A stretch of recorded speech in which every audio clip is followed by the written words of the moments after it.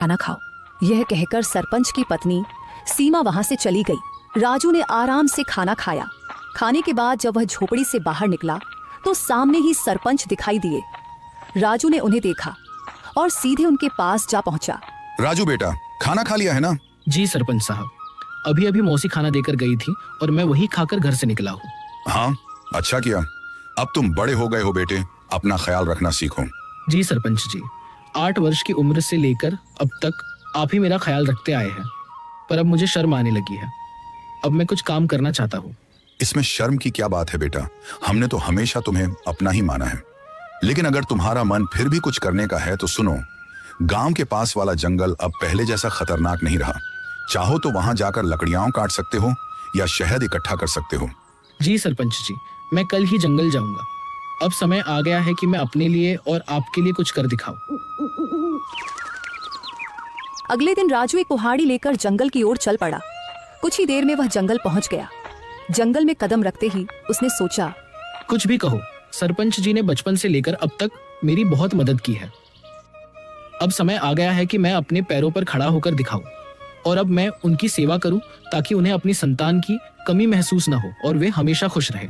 अभी राजू यह सोच ही रहा था कि अचानक उसकी नजर एक कोयल पर पड़ी जो उसे बड़े ध्यान से देख रही थी। अरे, यह कोयल मुझे इतनी गौर से क्यों देख रही है?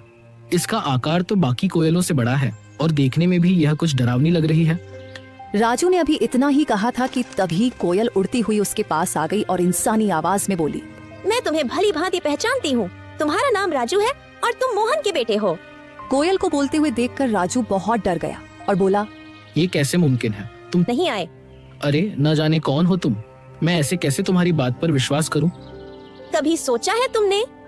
तुम पिछले कई वर्षों से बिना पिता के रह रहे हो, लेकिन गांव में कोई भी तुम्हारे पिता के बारे में बात नहीं करता। तुम्हारी कोई मदद नहीं करता सिवाय तुम्हारे गांव के सरपंच के।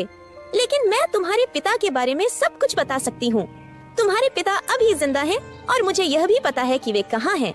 अच्छा तो बताओ, मेरे पिता कहाँ हैं? मैं उनसे मिलना चाहता हूँ। मैं तुम्हें जरूर बताऊंगी, मगर उससे पहले तुम्हें मुझे इस श्राप से मुक्त कराना होगा। राजू को न जाने क्यों उस कोयल से डर महसूस होने लगा। अरे, मुझे तो लगता है कि यह कोई राक्षस है जो मुझे अपने जाल में फंसा रहा है। इससे पहले कि यह मुझे नुकसान पहुंचाए, मुझे यहाँ से भागना होगा। यह सोचते ही राजू तेजी से गांव की ओर दौड़ पड़ा और कुछ ही पलों में अपने घर पहुंच गया।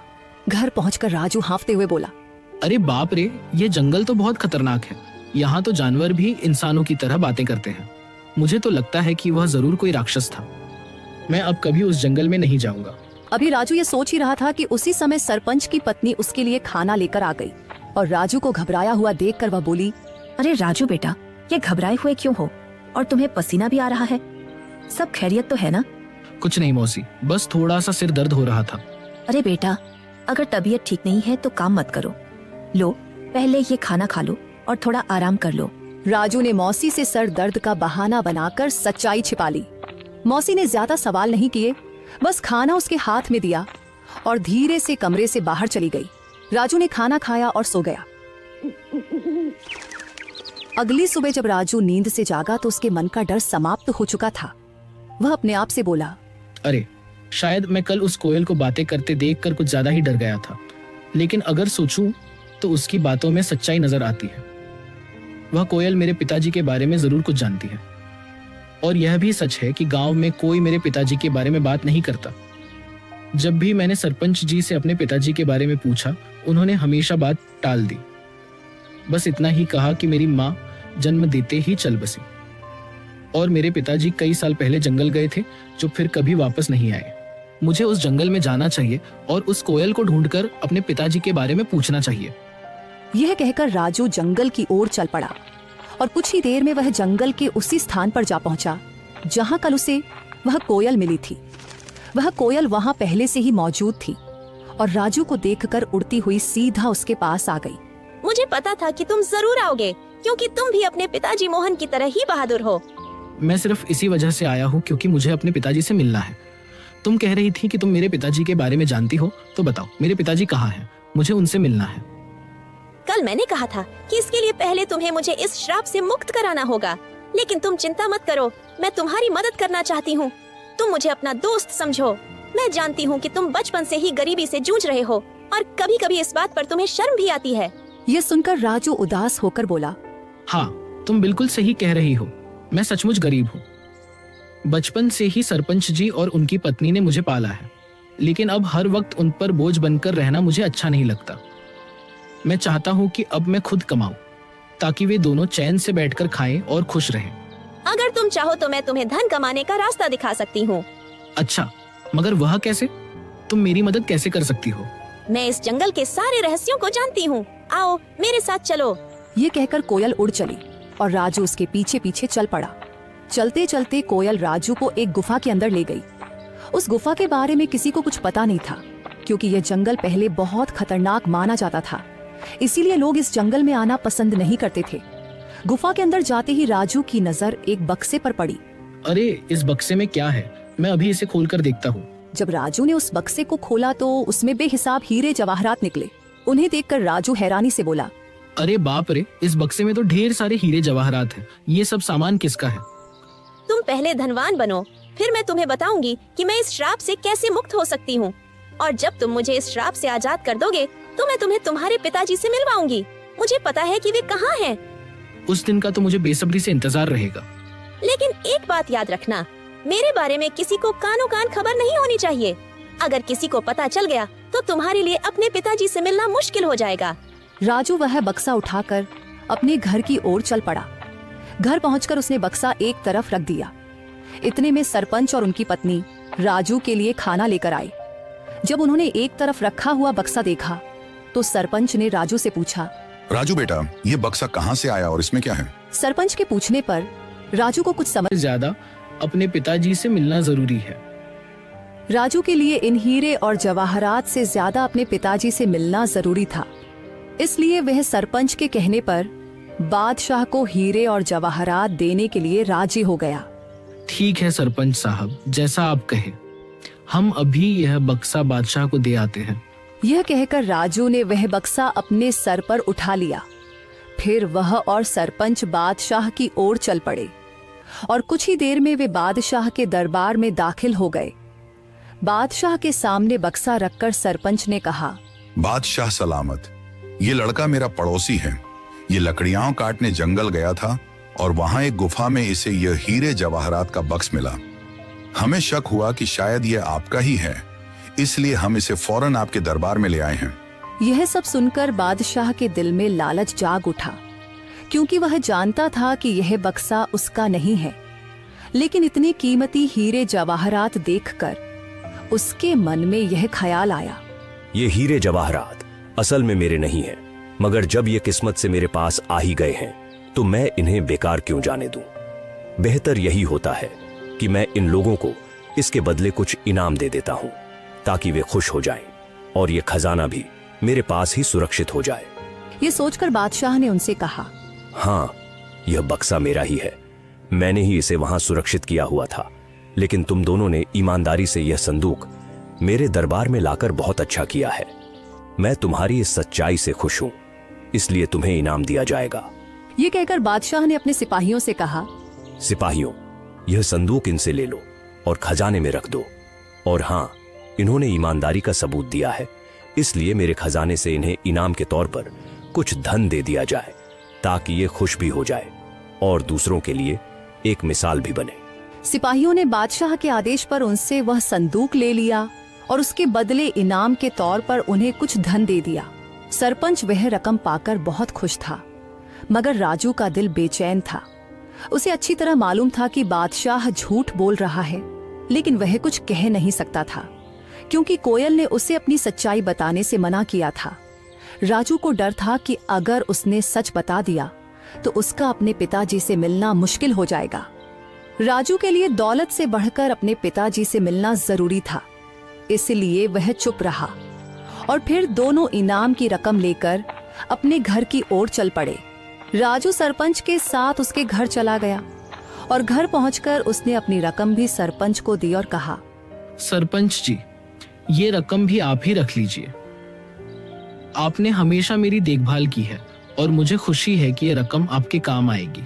सरपंच को वो रकम देकर राजू वहां से चला गया और अगले दिन सुबह होते ही राजू फिर से जंगल की ओर चल पड़ा। साधु के जाते ही कोयल उड़ती हुई वहां आ पहुंची। वह साधु तुमसे क्या कह रहा था? कुछ नहीं, वह बस पूछ रहा था कि तुम कौन हो और यहाँ क्या कर रहे हो। मैंने बताया कि मैं मोहन का बेटा हूँ और यहाँ आता जाता रहता हूँ। यह साधु असल में एक धोखेबाज है। उसने सिर्फ साधु का वेश ओढ़ रखा है, लेकिन अंदर से वह एक शैतान है। मुझे उस साधु से कोई मतलब नहीं है। मुझे सिर्फ तुम और अपने पिताजी की परवाह है। बस तुम बताओ कि मैं तुम्हें उस श्राप से कैसे मुक्त करवा सकता हूँ। अच्छा, तो चलो फिर मेरे साथ। वह राजू को एक गुफा के अंदर ले आई, जहाँ एक शीशे की बोतल पड़ी थी जिसमें जल भरा हुआ था। कल पूर्णिमा की रात है। तुम्हें आधी रात को इसी जगह आकर आंखें बंद करके उस बोतल को तोड़ना होगा। बोतल टूटते ही मैं शराब के प्रभाव से मुक्त हो जाऊंगी और फिर तुम्हें यह राज बताऊंगी कि तुम्हारे पिता कहाँ हैं। क्या मैं इस बोतल को अभी तोड़ दूं? नहीं, कल पूर्णिमा की रात है। तुम इसे सिर्फ कल ही तोड़ सकते हो। इतना कहकर वह कोयल वहां से उड़ गई और राजू भी अपने घर की तरफ चल पड़ा। और दूसरी तरफ वह साधु छुपकर उन दोनों की बातें सुन रहा था। वह भी राजू के पीछे चल पड़ा। जब राजू अपने घर के करीब पहुंचा तो उसने साधु को अपने पीछे आते देखा और वहीं रुक गया। साधु करीब आकर राजू से बोला, मैंने अपनी आंखों से देखा है कि तुम कोयल से बात कर रहे थे। देखो, तुम इस कोयल को नहीं जानते। वह कोई साधारण शब्द बर्दाश्त नहीं कर सकता। बेहतर है चुपचाप यहाँ से निकल जाओ। साधु कुछ कहने ही वाला था कि राजू ने उसे धक्का दे दिया और कहा, चले जाओ, वरना तुम्हारे लिए अच्छा नहीं होगा। यह कहकर राजू अपने घर चला गया। और दूसरी तरफ सरपंच और उसकी बीवी जब अपने घर से निकले तो उनकी नजर साधु पर पड़ी। वे दोनों साधु के पास आए और सरपंच ने साधु से कहा, अरे साधु महाराज, आप यहाँ क्या कर रहे हैं? मैंने राजू को सच्चाई बताने का प्रयास किया, लेकिन वह सुनने को तैयार ही नहीं हुआ और वह उस कोयल को श्राप से मुक्त करवाना चाहता है। अगर वह कोयल अपने श्राप से मुक्त हो गई तो गांव में तबाही आ जाएगी। गांव का एक भी व्यक्ति जीवित नहीं बचेगा। सरपंच जी, शुरू में मुझे यह सब अजीब लगा था, लेकिन अब नहीं। और मुझे पूरा विश्वास है कि यह बात आपको उस साधु ने ही बताई होगी। देखिए सरपंच जी, 8 साल पहले मेरे पिताजी रहस्यमय ढंग से लापता हो गए थे और वह कोयल जानती है कि मेरे पिताजी कहाँ हैं। मैं बस अपने पिताजी को पाना चाहता हूँ, उनसे मिलना चाहता हूँ। बेटा, तुम अपने पिताजी के बारे में कुछ भी नहीं जानते हो? हाँ, मैं नहीं जानता, बिल्कुल नहीं जानता, क्योंकि आपने कभी मुझे बताया ही नहीं और न ही गांव वालों ने कुछ कहा, तो फिर मैं कैसे जान पाता? अब मैं किसी की बात पर विश्वास क्यों करूं? बताइए। मुझे सिर्फ कोयल की बात पर विश्वास है और कल पूर्णिमा की रात है। हम एक तरफ छुप जाते हैं। यह कहकर वे दोनों गुफा के एक तरफ छुप गए और उसी वक्त राजू वहां आ जाता है। राजू को देखकर वह कोयल उड़ती हुई राजू के पास आई और बोली, यहाँ साधु और सरपंच आए हैं। वे गुफा के एक तरफ चुपचाप खड़े हैं। वे तुम्हें इस बोतल को तोड़ने से रोकेंगे, पर तुम उनकी बात मत मानना। अगर तुम उनकी बात मान लो तो तुम कभी अपने पिताजी से नहीं मिल पाओगे। नहीं, मैं उनकी बात नहीं मानूंगा। ठीक है, तो तुरंत जाओ, वह बोतल उठाकर ले आओ और उसे तोड़ डालो। राजू जल्दी से गुफा के अंदर गया और वह बोतल उठा लाया। जैसे ही वह उस बोतल को तोड़ने लगा तो साधु और सरपंच एक को जंगल के पास वाले कुएं में अपनी जान देनी होगी। तुम्हारे पिताजी बहादुरी से आगे आए और यह बलिदान स्वयं देने का निश्चय किया। उन्होंने कुएं में छलांग लगाई और साधु महाराज ने उस डायन की सारी शक्तियां एक बोतल में कैद कर दी और उसे कोयल में बदल दिया। इस तरह यह जंगल सुरक्षित हो गया। मगर यह राज हमने किसी को नहीं बताया। गांव वाले कुछ नहीं जानते। ये बात सिर्फ मुझे और साधु महाराज को मालूम थी, इसलिए हमने तुम्हें भी कभी नहीं बताया। लेकिन अगर तुमने ये बोतल तोड़ दी तो ये फिर से अपने असली रूप में आ जाएगी। ये सिर्फ उसकी एक चाल है। ये लोग झूठ बोल रहे हैं। सच्चाई